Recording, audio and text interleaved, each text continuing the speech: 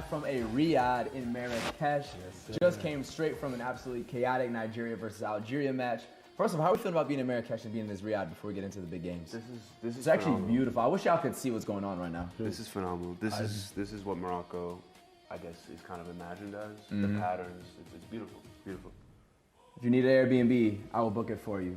But speaking of booking trips, Egypt is advancing to the semifinals of this AFCON. A little bit of an upset with a 3-2 victory over Ivory Coast, who all of us picked to win this game. Thoughts on this match and Egypt proving pretty much everybody wrong? For sure. I mean, they started off hot, which is something Egypt hasn't done in this AFCON. Exactly. And they also finished strong too, which is something we have seen. So whoever's up next, best of luck to them. Good luck.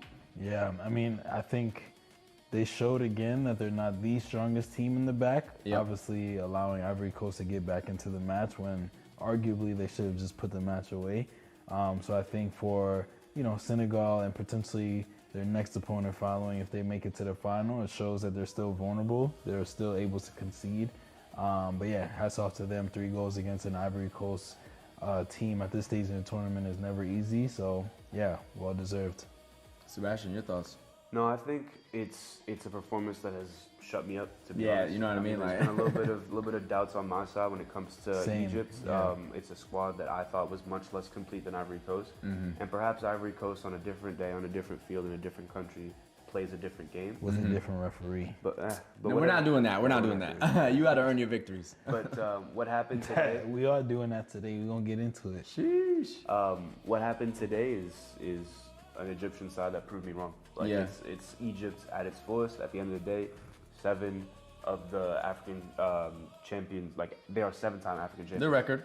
There's a reason for that. There's heritage, there's history behind that, and ultimately when you step on the field, you have that confidence.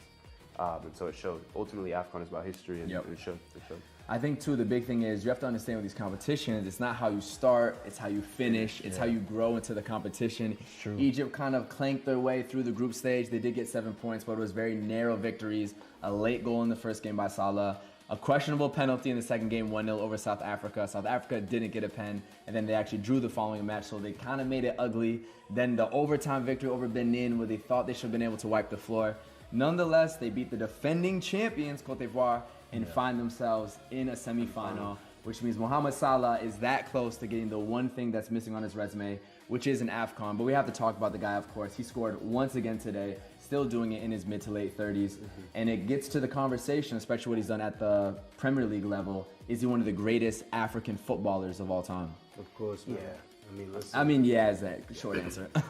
without a doubt. And within AFCON history, you have to lose to win sometimes. And he's done that True. within. And this might be his year. For the Pharaoh, you think? Might be his year.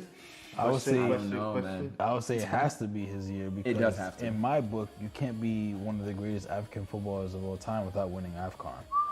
It's simple. Did Didier Drogba win AFCON? You can't tell me, oh, you're the best cook of all time, and I don't have a Michelin star. Did your man Didier Drogba win AFCON? We talking about Salah right now. You said African footballers in general. We don't move the we goalposts. talk about Salah right now. I mean, it's a good point. Yeah, That's why Drogba, in my book, is not one of the greatest African players of all time, and he sits behind several who have won AFCON. Getting some takes off. No, I do agree. I don't. seriously, you have to- I mean, listen, I you have to agree. win. Drogba's not at that Eto, Abedi Pele, George Weah, Roger Milla. You have to win. You have to win the trophy. You have Yeah, to lift it. it's fair. So when the murals of Salah in Cairo right now, Oh, are here we go, Salah the with murals. Are Salah with Liverpool and they're Yeah. Salah with Egypt, but they're not Salah with Egypt lifting the trophy. That mural needs to go up. That's fair. It hasn't gone up But yet. the people are lifting him up Yes, because they the are. impact he has culturally on that country has been absolutely crazy. Of course. We talked about how we interviewed an Egyptian bodyguard who's worked with the national team before, and he broke down like in detail what he means to the people in the country. So regardless of a trophy course. for AFCON for Egypt, what he means to the people is next level because he's by far the greatest Egyptian footballer ever. By far. And it's really not close. But we got to talk a little bit about his performance during this actual AFCON, the types of goals that he's been scoring. A really nice finish today. He was clutch with a penalty. He also had, solidified the ball, turned and scored the winner in the first match. But thoughts on the actual performance, the goals that he's getting here too? go No, ahead. I think it's a testament to someone who's learned how to age within the game. Yep. Yeah. And that's difficult. A lot of people don't necessarily know how to age gracefully as they Right. get older. We were talking about music earlier today. As Yeah. you get older, you need to find the way to connect with the people you're playing with or the people that you're you're kind of projecting your craft onto. Entertaining. As an older man, you have to be able to know that, all right, you can't make that same run down the wing as you used to. So now you have to kind of drift closer into the middle, turn, find space, find your man on the left, find your man on the right, and become a bit more of an anchor point for the young guy, Omar Marmoush, who's there. And I think Salah has done a beautiful job, and I think it's an inspiration to players who are getting closer to their late 20s, early 30s. Yeah. Find a way to still be integral to your team without all the athleticism, and Salah has done that. It shows real football knowledge to be able to do that. To change your game is very difficult. It's not easy. 100%. In any sport. No, 100%. Yeah, and I still think that Salah is in a place where he's now transitioning to a new part of his career. He's potentially looking for a new home in a club team. Where will he go? go? So kind of like what you were saying, like he's trying to show to the clubs out there, okay, like maybe things aren't going super well at Liverpool, but here on a national scale, I'm still bagging goals. I'm still able to adjust my, like you said, my approach to the game. And so he's proven it still, and we'll see where he ends up next. The left foot still works, yeah. Still works. Of course, that's not the issue. Never. And another left foot that still works and has aged very well is Riyad Mahrez, who unfortunately, on his counterpart, is going home after a 2-0 loss to Nigeria. The match in Marrakesh that we were just at.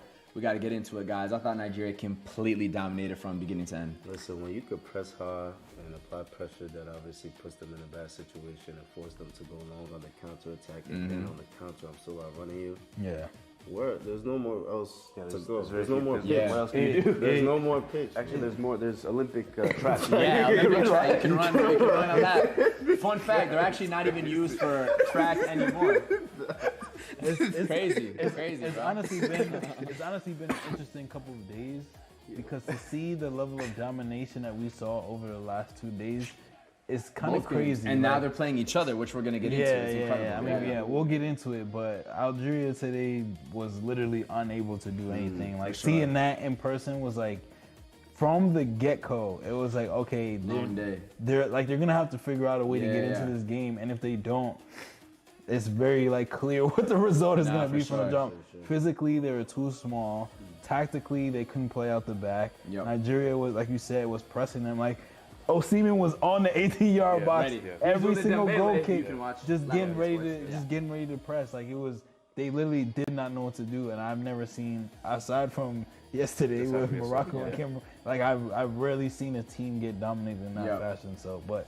I mean, hats off to Mars for obviously his incredible career. And we'll get into that too. It's time to go home, big Time to go home. And of course, Adam scored the second goal and did the Patrice Lumumba celebration. Why did he do that? What's the context? Well, he did that because Amora, the winger who played 9 today, which tactically was poor, for Algeria, did that wave to the Congolese fans in the last match, mocking the celebration. He did not know what it was about. He then apologized. The Algerian Federation actually brought him in. How can you not know? I don't believe that. I don't believe that. I didn't know what it was. I'm going from I didn't know what it was. Reports, and then they brought the fan.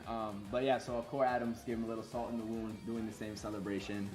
And yeah, he waved them goodbye. So tough tapes to do medicine, and Amora did not have a good game. First off, they should not have put him at 9. Because Amora, good winger, shortest guy on the pitch, versus Calvin Bassey.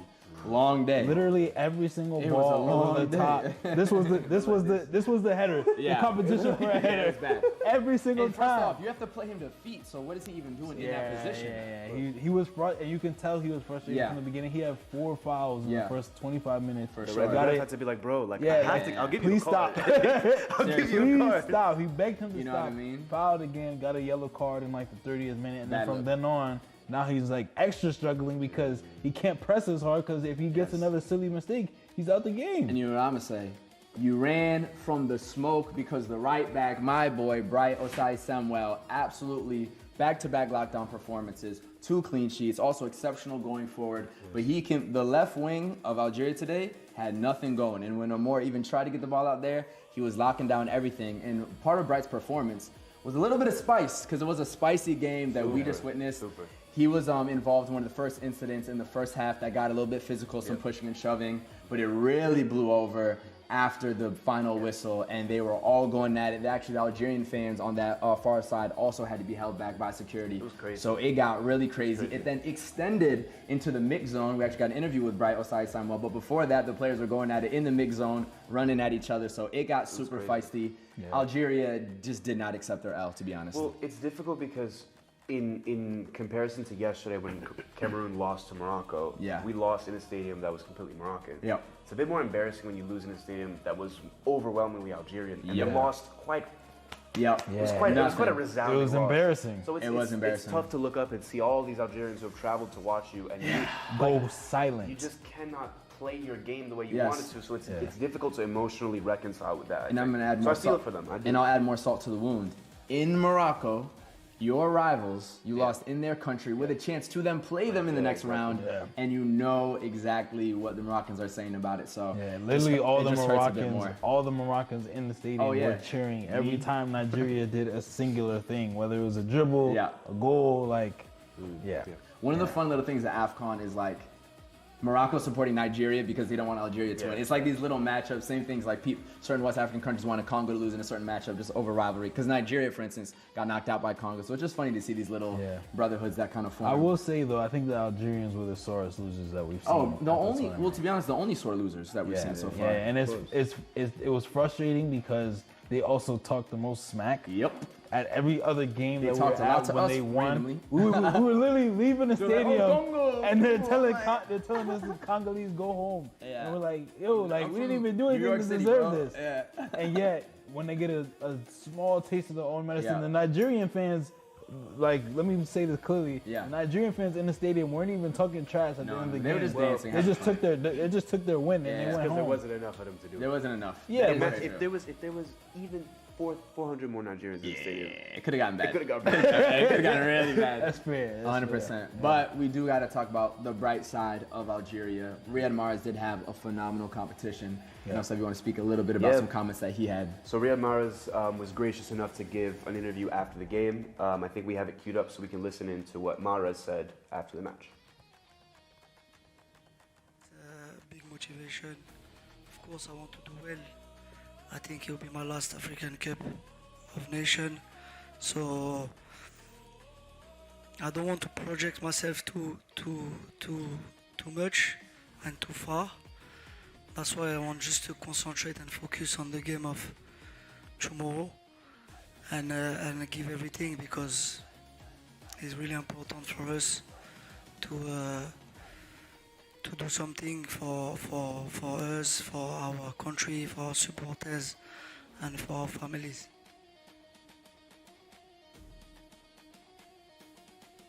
Yeah, I mean, Mahrez is an absolute legend, a legend of the game. I think his legacy started at Leicester. That was when I was first introduced to him, along with many. I think the stories of how he was even scouted for Leicester through Football Manager to then go win the league with Leicester, and then go and play for City under one of the greatest coaches ever, Pep Guardiola, who saw him at Leicester and said, I want that guy.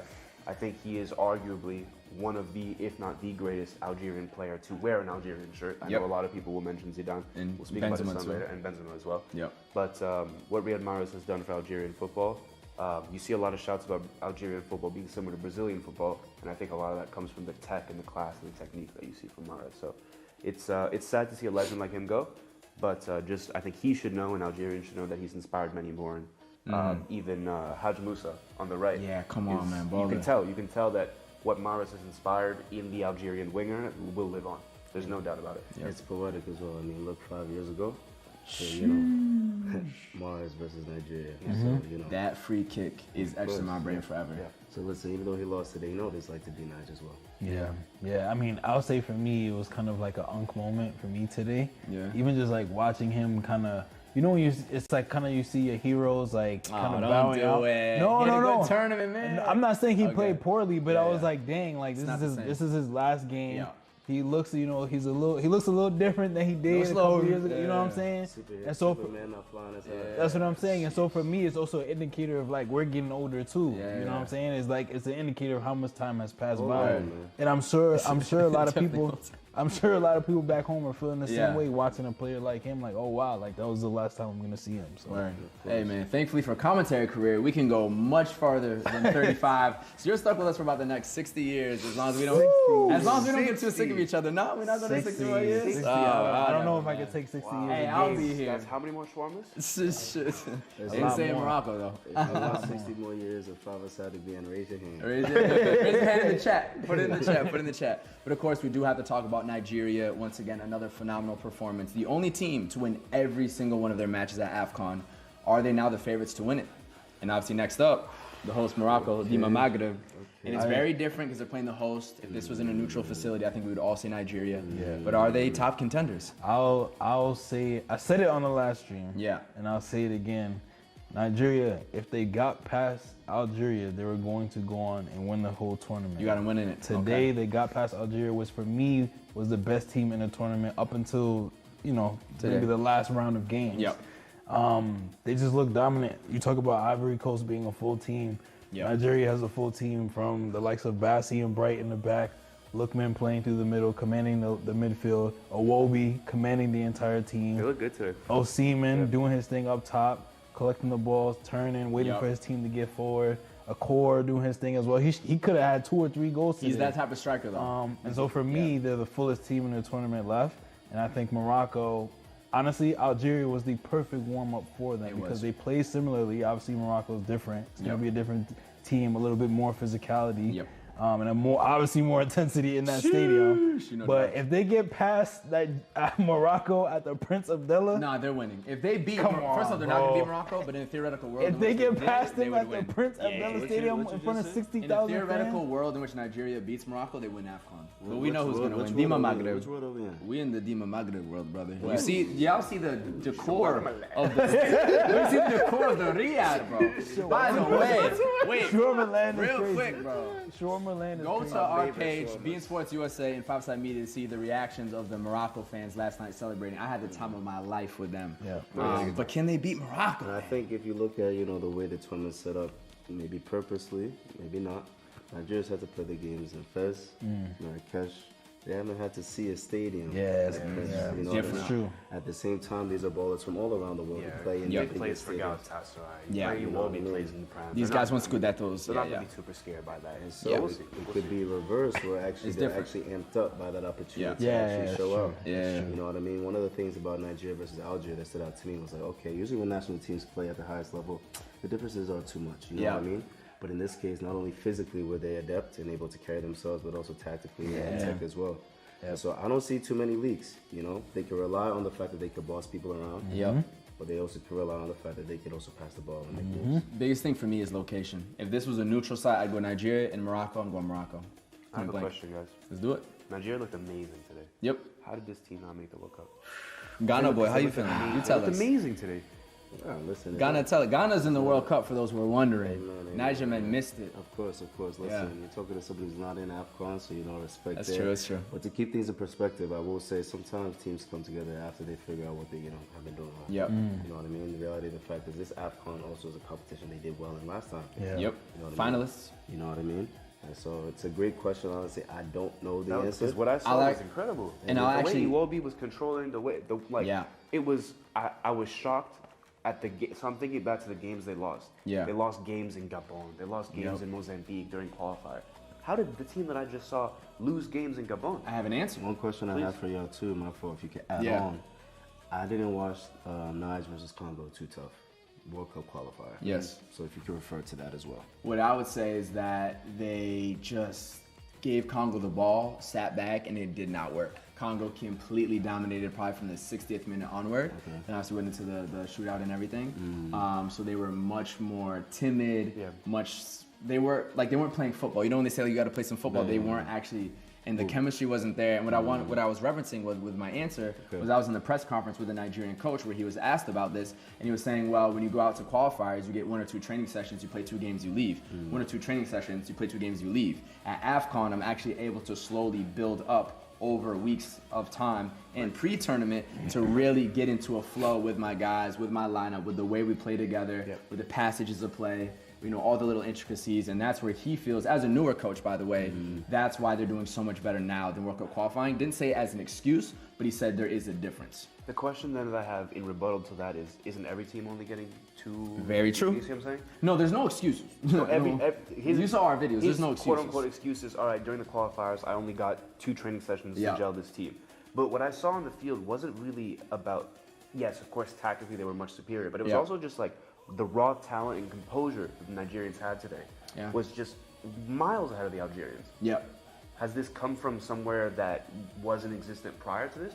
Because I mean, the way there were times when I was actually watching Iwobi dribble with his hands like this. Yeah. Iwobi was dribbling as he was speaking to people. And he was walking. And I'm not exaggerating. You and I saw it several times. He cooked the whole team. Yeah. That was one of those just like 8 out of 10 every single player minimum performance. 100%. Yeah. But on the other side of the pitch, we do have to go back to Algeria. Lucas Zidane did have a very strong AFCON. I believe 3 clean sheets. And he got, well, what do you mean, Who did they play? They beat Congo. Congo topped their group. They beat Congo, who was your team the whole time. Anyways, Lucas Zidane had a very good AFCON. It's tough to keep clean sheets in AFCON. Yeah, very few keepers did it this tournament. And he had 3 of them too. I wouldn't give it to. It's not really like because of him. Who did they play? Who was in their group? Let's ask for the fans. Because I'm not being a hater. Burkina Faso. Okay. And the third team. Equatorial Guinea, and they got 3 clean sheets, and the clean sheet against Congo too. Burkina Faso, amazing. All credit to the defense.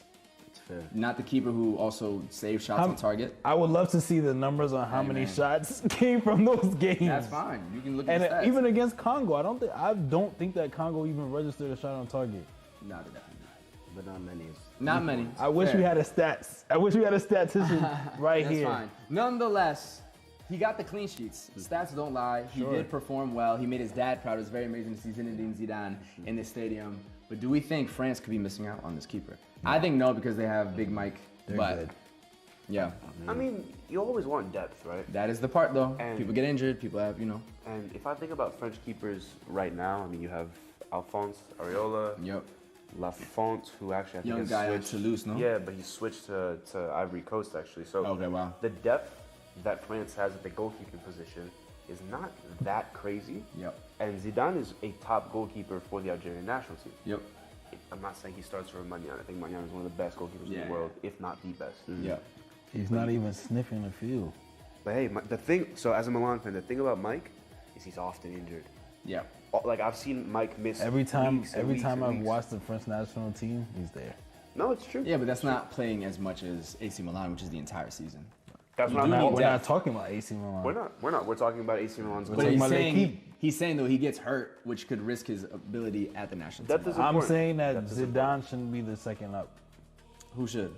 Somebody else. Somebody else is the answer. Wow. As a neutral in this conversation, France is missing out on Zidane on the back of the kick. That's that would be a lovely, 100%. lovely. And Congo did have 2 shots on goal, Kendrick. We were also at that match, so you should have been able to register this information, but it is okay, bro. Two. You know what it is, though? He's just, you know what it is? Two. So fans at home, he's very salty about the Congo loss, so he's just grieving in this manner by not addressing the actual facts of the game. Hey, man, if you let them in, they would have lost 2-1. It's I true. Agree. Hey, Great. shout out. Hey, quick maths. He's on the national team. Literally, I'm in the national Riyadh team. about to eat some rice. So Word. Kudos to him, man. Listen, would it be a live stream without me mentioning Algeria Super Copa final tomorrow? But we have to talk about Brahim Diaz. 5 goals in 5 games. Player of the tournament, which I predicted. You can go back to the first live stream. I predicted this would happen. But he got a lot of congratulations from his teammates. We're talking Jude Bellingham, Vinny Jr., Kylian Mbappe, et cetera, et cetera, et cetera. What do we feel about kind of like these AFCON ballers doing their thing and then having the outside club team really supporting and feeding into the moment rather than I feel like other times it's felt a little bit quiet. But I love seeing the rallying of Real Madrid fans in general too, not even just the players, around AFCON, around Brahim Diaz's performance. Of course, it's beautiful to see. I mean, AFCON, CAF, this tournament has been structured to celebrate African football. It's played during this time because it's the best time of year for African football, and they opened it up for players all over the diaspora, to be a part of it. These players at the top, level of club football, and the fact that their teammates who aren't, from the same place are taking the time out, something crazy to see. There's never been a time that my dad, for instance, has been like, I watched AFCON and then, these boys pulled up to support their boy. Yeah. It's So, been a star-studded crowd. We talk about Zidane and Chouameni. Feels like All-Star Week. You know what I mean? All-Star Week. Mbappe, of course. That's been incredible to see. Yeah.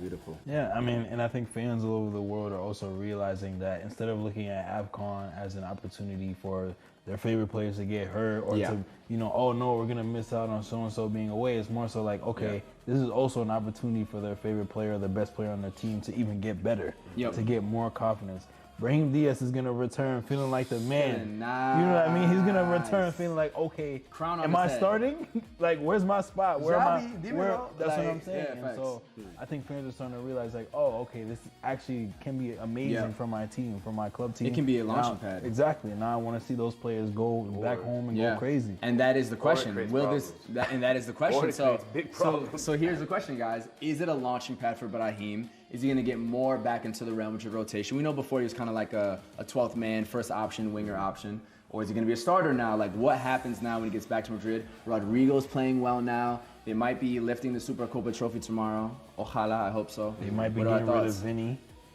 We're not talking about that right now. I'm saying, saying there's room potentially opening up on the squad. Yep.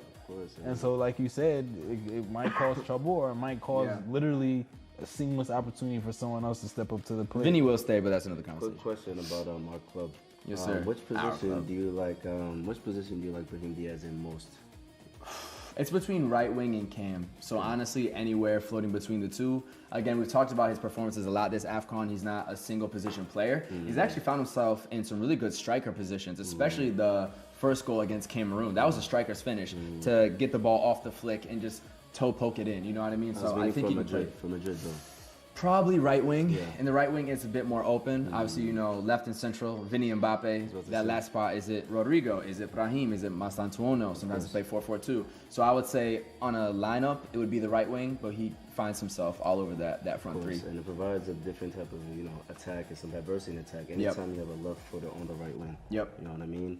It's a luxury for Real Madrid. They have Vinny, they have Rodrigo. Yeah. What do you guys think about those options? I mean, look, I'm not a Real Madrid fan, so, I can't speak from watching them week in and week out. But if there's one player I'm taking out of that trio, time in and time out, is Vinny. Yeah. That's the player that's going to take a player one-on-one. Yeah. That's the player that's going to inject energy into your entire starting 11. He's going to get the crowd amped up. For sure. He's going to do the things that the other, in my opinion, the other players can't do to the same effect. Seb, I need to hear your take, bro. So I saw Brahim at AC Milan. I never saw him play like this. So it's very strange for me Yeah, to watch right. him. We always joke about that. I'm like, how did you give us Brahim Diaz? It's always man? weird when you see a player.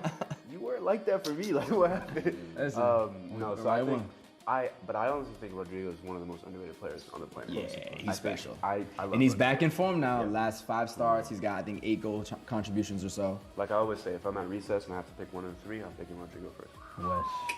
I'm picking Vinny, but I think Brahim will be getting more time. And even if he is that 12th man option, he's already successfully done that, won the Champions League, won La Liga. I think Brahim could accept that, to be honest. And we'll have to see, because, there could be some transfers, as you guys mentioned.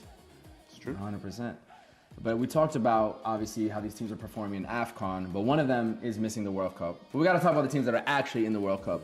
Which of these African nations do we think will be going the farthest? Is it a team that's not in AFCON, Josh? Guys, Is it the host nation, let's Morocco? not forget about Senegal as well. Huh? Yeah. We You know haven't, what? They're we haven't so been able to good. see them much. They're also so good, we just kind of expect them to win every game. You know what I mean? I think Senegal. I'd Senegal, probably of course, say or Senegal. Morocco, but I think Senegal will do quite well. Yep. Especially because Senegal has some tough games. Senegal plays France. They are in one of the groups of death. That's Senegal true. plays France, Yeah, and yeah, then yeah. Senegal also, I believe, plays Norway in New York. Yes, Yeah, yes. yep. And That's a Norway good looks shout. good. They're scoring a lot of goals with Holland and Sorloth. Whew. So, yeah. You can see Morocco Colonizer doing well. Cup. You can see Morocco doing well against Brazil. So I think Morocco against Brazil will be the game of the group stages. Yeah. I can't give you a prediction right now. Yes, I you think, can. I think 2-2 draw. I think what it really, really depends on is how the Moroccans decide to treat themselves when they go into that game. Okay. Because Brazil, I've spoken to Brazilians, and they're actually scared of playing Morocco. You should be. So does Morocco go into that game with the confidence to say, hey, when we play Brazil in New York, we are just as good as them, if not better? I think yes. After what think they did to my country of Spain and Portugal. And what's amazing about the where that game is hosted, we know that tickets are tough, but that is a region where there's a lot of Moroccans and there's a lot of Brazilians. Yep. So that stadium is going to feel very, very 50-50. Yeah. All I'm saying is Morocco versus Haiti. Hey, man. What's The gonna Moroccans have never gone up against a Caribbean force, man. Yeah. You've never played football until you played against some Caribbeans Yes. on a hot day Placide in in the goal, summer making foot in saves. the U.S. Come see us, man. Come see us, man. I got Morocco 3-0. honestly, for that match. Against Haiti? Yo. I'll be rooting for Haiti. You can leave. I'm rooting for Haiti. You can Definitely leave. rooting for Haiti. He didn't even need to say that though. I'm rooting he for didn't Haiti, even though. need to say I'm that. rooting though. That wasn't part of the conversation. Yeah, that's what I'm rooting for. 3-0 which half? 3-0 which half? Oof. Nah, the whole match. We'll give him 3-0 over the whole match. That's crazy. Any other? I mean, Ghana though. Of course. What you think? Little quarterfinal run, little something? I'm not gonna lie. Once we pepper the British, we'll go far. Love it. Easy. Speaking of going far, guys, we are now officially lined up for our semifinals. I'm nice, right? I'll really be transitioning. Y'all know how it is. But our semifinals are officially lined up today after the final quarterfinal games. We have Morocco versus Nigeria, and on the other side, Egypt versus Senegal, a rematch of the 2021 final. Let's start Mohamed with versus Sadio. once again, Sadio. where he famously lost in the penalty shootout. Sadio. We start with the first one. We talked a bit about it, but firm predictions for Nigeria versus Morocco. With Morocco, of course, the host nation. Nigeria, Prince easy. Moulay Abdallah Stadium. Dima Maghreb, you know the vibes. Nigeria, Wow, easy. that's gonna be crazy. It's going to be crazy. That's gonna be a crazy game. Nigeria against Morocco in that stadium. I think Morocco start that game with the craziest energy we've seen at the tournaments thus far. Like applying pressure, swarming the field. But I think Nigeria will weather the storm in the beginning. Yeah. Command the rest of the game. Command. Yeah. I think they'll boss. I think once they figure out how to withstand that press and break that press, because remember, we talked about it last time, Cameroon was missing a player in the middle who could, Ngisa, to control the movement up the field and actually boss their way through the midfield. And what was going to do that? Who in that Moroccan team? Amrabat. He came off the bench last game. And if he's healthy starting, Amrabat versus Iwobi will be a phenomenal duel. To me, good. that's a It'll 50-50. feed families. It'll feed generations. Cinema. What? Cinema. Head to head, the Man, I locks love versus the football. bald head. Yo, when they go head to head, the ball versus the locks is lit. It's happening. I'm telling you. I love these I games. love this game. I love this game. Like, what did Bob say? We will be there. Or that was Pep. Both of Yeah, them. but I'll say this. I think if Nigeria can weather the storm from Morocco in the beginning of the game, I think they'll win comfortably. Comfortable. Give a score. 2-0. Nah, brother. Those Moroccan defenders have never seen two That's what I'm strikers. saying, They bro. have not come up against two strikers. It's the same thing with Bro, Algeria. it's a core on this side and Bro. Victor on that side. Yeah. It's No, difficult. it's tough. difficult. With Lookman Hakimi gonna take shimmy, care of Lookman, shimmy, though. with Lookman shimmy, But hey, shimmy through my the question middle. is, Hakimi gonna take care of my question for Lookman. you though, because you're confident. Can the Nigerians, with their high center of gravity, deal with Brahim with his low center of gravity? Yes, we saw that today with Amora. No, more played in the Amora's not no center, Brahim Diaz, and he's let's not. be I'm not honest. saying they're the Amora's not same. no Brahim I'm Diaz, not. No, but let's be real. Every time Algeria tried to hit their little shimmy, shimmy, it was the length of the Nigerian defenders that Not just stopped length, them every yeah. single time. Bright also is a little. Literally, he's not the tallest guy. they would wrap their body around, bro. You're not going anywhere. Yeah, Brahim's used to that though. I'm not saying Brahim's he used to can't. whatever. I'm not saying he can't get past it. I'm confident in Nigeria. I can't wait to see it. yeah. I will say personally, two things. I'll get to the scores. But Nigeria hasn't been against a press, not even a press, a ball recovery. Like Yeah, I understand. You know what I mean? So understand. that'll be the key. It's like That's I what said, I'm saying, yeah. Morocco likes to jump as soon as they lose. So Yep. like if you get past that first, then you get past the press. But realistically speaking, I don't think this is going to be settled in regular time. Oof. This is the Overtime. game to go to overtime. The first 30 minutes will be a tactical, let's see what you do. So you lose about 30 minutes of the game. Then they'll find it. You're right. You're right. I can see Nige winning, and I would like that. Viva Dima Maghreb. Viva Dima Maghreb. Viva Dima Maghreb. Anyways, let's cut through it. Morocco 2-1. Moving on to Egypt, Senegal. We do have to move on. Well, Josh doesn't give predictions. That's the thing. So he's saving it for the pre-match. The man of the people. That's the man of the people, 100%. Egypt versus Senegal, rematch of the 2021 final. Beautiful. Mane versus Salah. You know they're gonna do a little tunnel look like Royce and Those guys Lewandowski. already like each other. Come like on, that. man. Oh, that's true too. That's true too. Ex-teammates to be like that.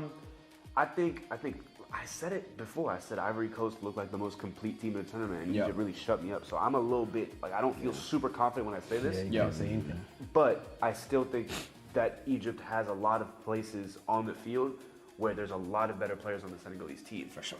That's what I think. But that's what I said about Ivory Coast, and they proved me completely It's wrong. about how you play. So once again, I'll predict Senegal winning for those same logical reasons, but Yeah. it seems like Egypt doesn't care about my logic. So we'll see. Right. That's interesting. Do either of the teams stand out in set pieces to y'all? I think Senegal for sure. Yeah. With Khalidou Koulibaly up there. Yup. I see a Sadio Mane ball or Pop away too. yeah, or an Mbaye ball into the box. And Egypt did not defend that the best today, or in general as well. So I would definitely give that advantage to Senegal. I'm giving you tips. If you're watching, coach. And I'm gonna go with Senegal. I'm gonna go with Senegal 2-1.